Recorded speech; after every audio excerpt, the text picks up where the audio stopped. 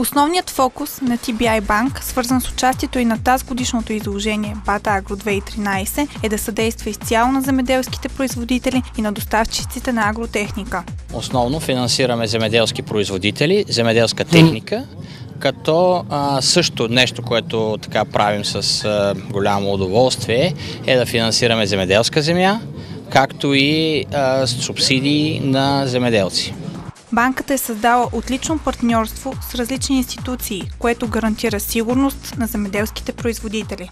Партнираме си с всички гаранционни фондове, партнираме с Държавен фонд земеделие, с Изпълнителна агенция по рибарство и аквакултури. Всичко се случва гладко, лесно, удобно. Финализирали сме вече доста проекти в тази посока и нямаме забележки. Хората не усещат неудобство, че сделката започва и се финализира.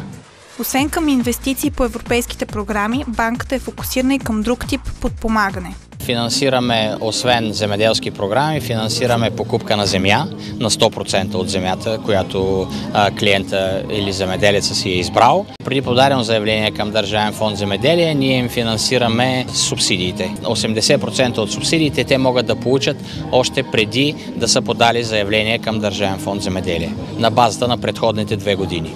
TBI Bank предлага пълния пакет от услуги с цел да подпомогне финансирането на земеделските производители.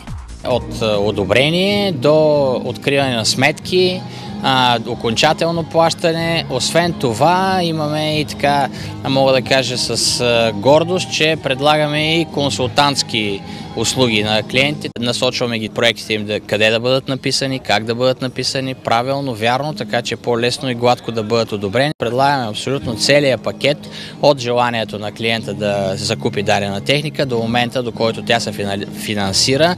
Ние сме част от целият този процес и го правим с огромно желание за тях. Нашата цел е да сме удобни. Това е нашата цел, а когато сме удобни, той клиента със сигурност остава удовлетворен.